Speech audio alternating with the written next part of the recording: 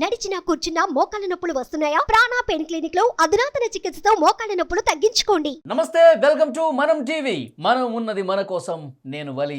ప్రస్తుతం నాతో పాటు ఉన్నారు ప్రముఖ పొలిటికల్ అనలిస్ట్ చందు శ్రీనివాస్ గారు. వారితో మాట్లాడదాం. సార్ నమస్తే. నమస్కారం అండి వలి గారు. చందు గారు, రాజకీయ కురువృద్ధులు చేగొండి హరిరామజోగి గారు పవన్ కళ్యాణ్ గారికి ఒక లేఖ రాశారు. 50 స్థానాల్లో జనసేన పార్టీ బలంగా ఉండి, అభ్యర్థులు బలంగా ఉండి పోటీ చేస్తే తప్పకుండా గెలిచే స్థానాలంటూ 50 పేర్లతో లేటెస్ట్గా ఒక లిస్టు రిలీజ్ చేసి ఆయనకు సెండ్ చేశారు. ఒకసారి మీకు ఫాస్ట్గా చదివి వినిపిస్తాను సార్. జనసేన పార్టీకి బలమైన అభ్యర్థులు ఉండి నెగ్గగల అవకాశాలు ఉన్నటువంటి అసెంబ్లీ, పార్లమెంట్ నియోజకవర్గాల వివరాలు ఈ కింద ఉదాహరిస్తున్నానని చెప్పారు.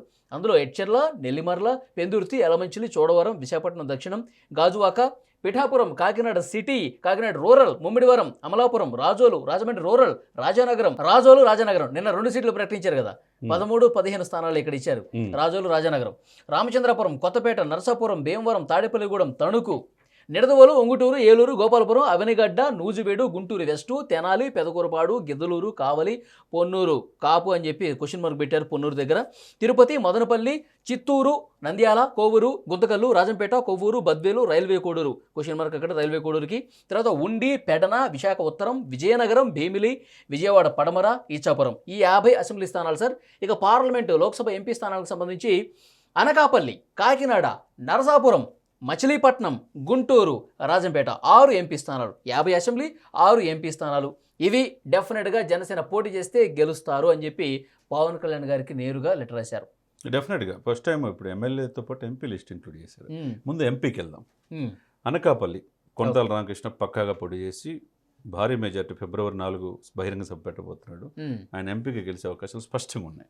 ఆయన ఆల్రెడీ పార్టీలో చేరినట్టే. బహిరంగ సభలో కొనతాల రామకృష్ణ లేదు, ఆమె వెళ్ళి మామూలు కట్టసిగా కలిశారు, కాంగ్రెస్ పార్టీ కలిశారు తప్పితే ఆల్రెడీ డిసైడ్ లాగేసేది ఏం లేదు. ఆల్రెడీ ఫిబ్రవరి 4 పవన్ కళ్యాణ్ గారి డేట్లు బట్టి ఆయన భారీ బహిరంగ సభలో చేరుస్తున్నారు. కాబట్టి అనకాపల్లి ఎంపీ స్థానం కొనతాల రామకృష్ణ పోటీ చేసే అవకాశం స్పష్టంగా ఉంది. ఇకపోతే సామాజిక వర్గ సమీకరణలో భాగంగా కాకినాడ పక్కా సీటు జనసేన గెలిచే అవకాశం ఉంది. తర్వాత నర్సాపురం, ఇక నర్సాపురం వచ్చేదలికి అది ఈ త్రిపుల రఘురామకృష్ణరాజు నేను జనసేన పోటీ చేస్తాను, టీడీపీ పోటీ చేస్తాను, ఏమో పొత్తులు నిర్ణయించాలంటున్నాడు. మరి అది చూడాలి మనం. అది నర్సాపురం ఏంటంటే సామాజిక సమీకరణలో భాగంగా అది మొదటి నుంచి హరిరామజోగి గారు కూడా ఎంపీకి పోటీ చేశాడు. అది కాపుల సీట్ అది యాక్చువల్గా. ఇప్పుడు తర్వాత క్రమంలో రాజకీయాలు ఇచ్చే రఘురామకృష్ణరాజు ఎంపీ అయ్యాడు. కానీ మొదటి నుంచి ఎంపీగా చూసుకుంటే కాపులు. అక్కడి నుంచి నర్సాపురం నుంచి కూడా ఇప్పుడు మల్లినేటి తిరుమలరావు గారు అని చెప్పి బాబీ అని చెప్పేసి ఆయన కూడా ప్రయత్నం చేస్తున్నాడు జనసేన తరపున నర్సాపురం ఎంపీగా. మరి చూడాలా అది ఎవరు కొరిస్తుందో మనం చూడాలా.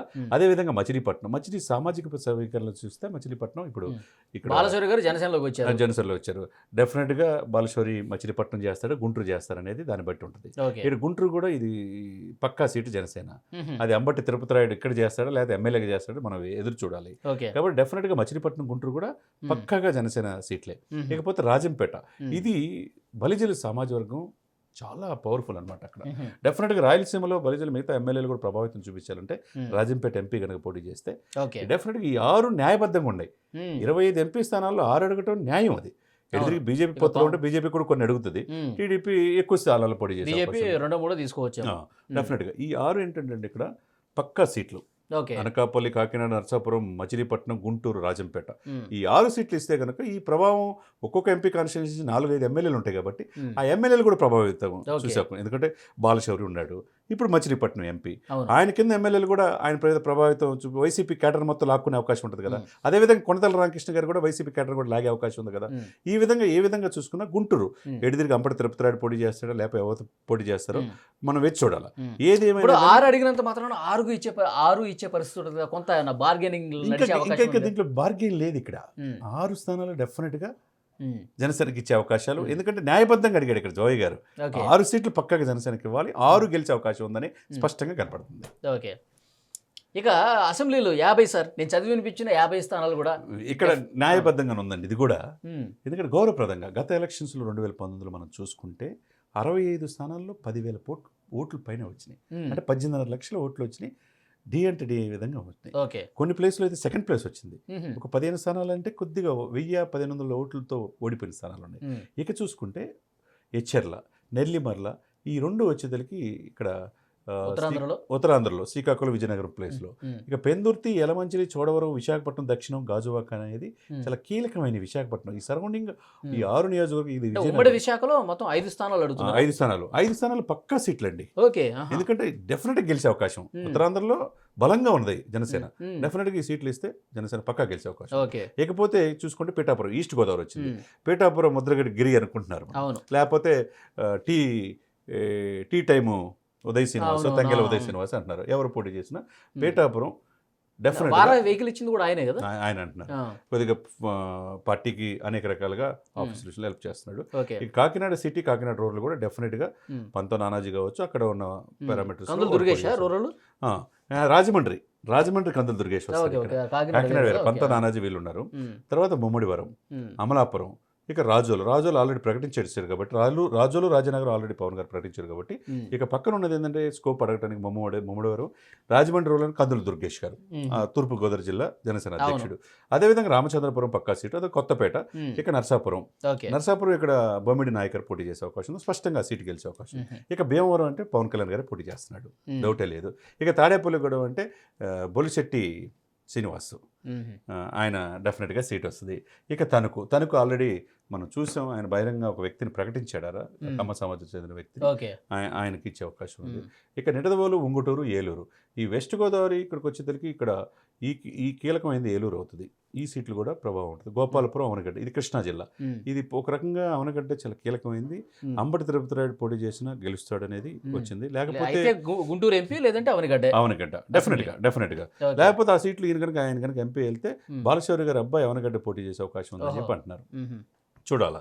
తర్వాత నూజివీడు కూడా కృష్ణా జిల్లాలో కీలకమైన సీటు కాబట్టి డెఫినెట్గా వచ్చే అవకాశం ఉంది. ఇకపోతే గుంటూరు వెస్ట్ సామాజిక సమీకరణలో భాగంగా ఇక్కడ తులసి ధర్మచరణ్ చాలా లీడ్లో ఉన్నాడు. ధర్మచరణ్ ఆయన అయితే ఆర్థికంగా అన్ని రకాలుగా మొదటి నుంచి జనసేనలో ఉన్నాడు కాబట్టి ఆయన కావచ్చు, బోనపల్లి శ్రీనివాస్ యాదవ్, ఈ 2 పేర్లు వినపడుతున్నాయి.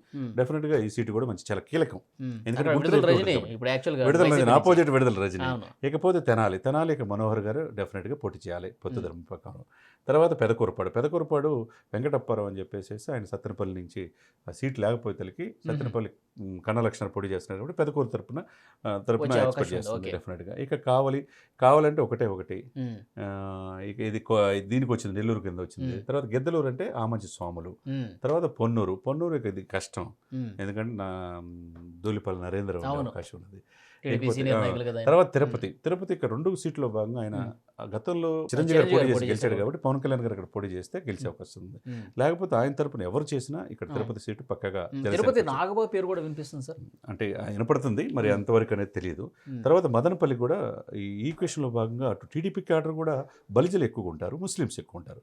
సరి సమానంగా పాషా అనే ఒక వ్యక్తి పేరు వినపడుతుంది. ఏమో చూడాలా ఏ సీటు అక్కడ బలిజలు ఉన్నారు, బలిజలకి ఇస్తారా లేకపోతే ముస్లిమ్స్కి ఇస్తారా, ఎందుకంటే వైసీపీ ముస్లిమ్స్కి ఇచ్చింది. ఆ ఈక్వేషన్స్ ఎవరికి ఇస్తారనేది అవకాశం ఉంది. తర్వాత ఇక్కడికి వచ్చేదానికి చిత్తూరు, ఇది కూడా డీకే చైతన్య అని చెప్పేసి డీకే ఆదికేశం లాంటి మనవరాలు, చాలా పవర్ఫుల్ ఆమె, అధిక బలంగా అన్నీ ఉన్నారు కాబట్టి ఆ రాయలసీమలో చాలా కీలకమైన వాళ్ళ ఫ్యామిలీ. తర్వాత నంద్యాల అయితే ఇక కర్నూలు, నంద్యాల సీట్లు కూడా బలిజలు ఎక్కువగా ఉన్నారు. తర్వాత గుంతకల్లు కూడా మంచి సీటు. ఇక రాజంపేట వచ్చేసరికి ఎంఈ రావు అనే ఆర్టీసీ ఎగ్జిక్యూటివ్ డైరెక్టర్గా ఉన్నాడు, 4 ముఖ్యమంత్రుల దగ్గర పనిచేశాడు. బలిజ సామాజిక వర్గం చెందిన వ్యక్తి, ముఖ్యంగా ఆర్టీసీలో సంఘాలన్నింటిలో కూడా చాలా కీలకమైన వ్యక్తి. 2 సంవత్సరాల నుంచి క్షేత్రస్థాయిలో పనిచేస్తాడు. ఎంఈ రావు కనుక డెఫినెట్గా ఈ సీటు ఆశిస్తున్నారు, అక్కడ డెఫినెట్గా గెలిచే అవకాశం రాజంపేట ఉన్నది. ఇకపోతే కొవ్వూరు టీవీ రామారావు గారు అని చెప్పి మాజీ ఎమ్మెల్యే, ఆయన కూడా పక్కగా ఉంది. తర్వాత బద్వేలు, రైల్వే కోడూరు, ఇవి కూడా బలమైన క్వశ్చన్ మార్క్ ఉంది. అది ఇయ్యొచ్చా లేకపోతే టీడీపీ తీసుకోవచ్చు. ఇక్కడ ఏంటంటే ఉండి పెడన, ఇక ఉండి కూడా ఇదే ఉంది. పెడన కూడా బోరగడ్డ వ్యాధి వచ్చే అవకాశం ఉన్నది.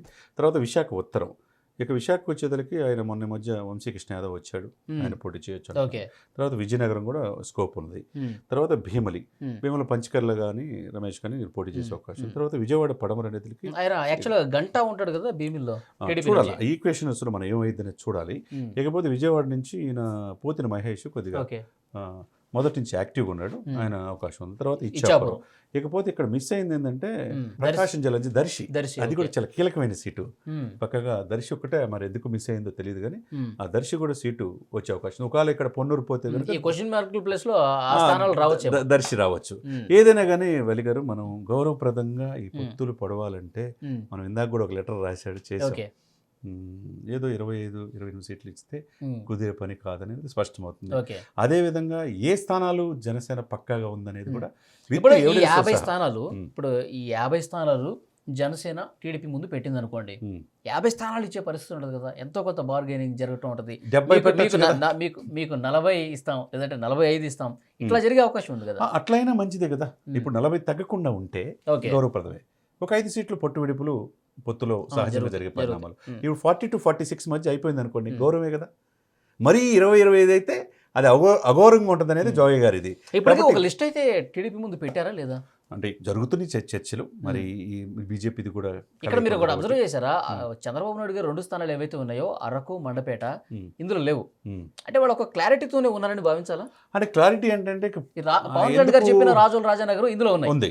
అంటే క్లారిటీ ఏంటంటే అతను అధినేతల స్థాయిలో 4.5 దశాబ్దాల అనుబంధం కాబట్టి ఏదో చెప్పకుండా ప్రకటించిన క్షేత్రస్థాయిలో జనసేన కేడర్లో ఒక అసంతృప్తి ఉంది, అలా ప్రకటించకుండా ఉండాల్సిందని చెప్పాడు. కాబట్టి ఆయన గౌరవాన్ని భంగం కలగకుండా పవన్ కళ్యాణ్ గారు సేఫ్ జోన్లో ఉన్నట్టు. అదేవిధంగా జోయ్ గారు కూడా ఆయన ఆలోచనకు తగ్గట్టుగా ఆ సీట్. నాకేమనిపిస్తుంది అంటే ఇద్దరు అధినేతలు కూడా కొంచెం క్లారిటీతోనే ఉన్నారు.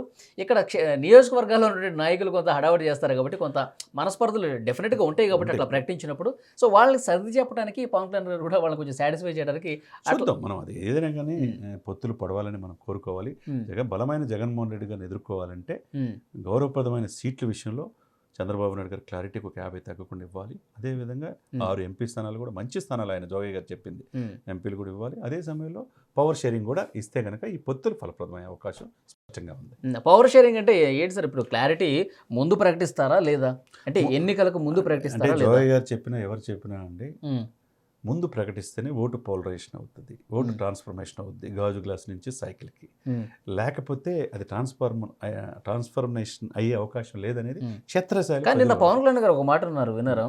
మీరు గత ఎన్నికల్లో నాకు 30-40 స్థానాలు ఇచ్చుంటే కనుక ఈ సీఎం స్థానం కావచ్చు, లేకపోతే ఇన్ని స్థానాలు పోటీ చేయండి కావచ్చు, ఏం దానికి ఒక అర్థం ఉంటుంది మీరు మాట్లాడేదానికి. ఇప్పుడు అదే సమయంలో మీరు ఒత్తిడి చేయడానికి ఒక అర్థం ఉంటుంది. అదే అట్లా నాకు అలాంటి పరిస్థితి కల్పించలేదు కదా అన్నాడు. ఇప్పుడు 25 సంవత్సరాలు రాజకీయం చేద్దామని చెప్పి యువతను అడిగాడండి. ఆయన నమ్మి పయనిస్తున్నారు. వాళ్ళంతా 2014లో ఎక్కడ పోటీ చేయొద్దు, చంద్రబాబు నాయుడు సపోర్ట్ చేద్దామంటే పోటీ చేయకుండా ఉన్నారుగా, ఆయన మాట విన్నారు కదా. 2019లో ఆయన చెప్పినట్టు 130 స్థానాల్లో పోటీ చేశారు కదా. మరి 2019లో 130 స్థానాల్లో పోటీ చేసినప్పుడు సగానికి సగం పోటీ చేయాలని ఉండదా ఆయన ఏమంటే నడిచే వాళ్ళకి? అదేవిధంగా అప్పుడు పరిస్థితులు బట్టి గెలిపించలేకపోయారు. ఇప్పుడు డెఫినెట్గా అవకాశం స్పష్టంగా ఉన్నది. కాబట్టి ఈ అవకాశం స్పష్టంగా ఉంది కాబట్టి ఆ స్థానాలు అడిగే అవకాశం ఉన్నది. ఇప్పుడు 35 స్థానాల్లో నేను గెలిస్తే డెఫినెట్గా నేను సీఎం అడిగేవాడిని అన్నాడు.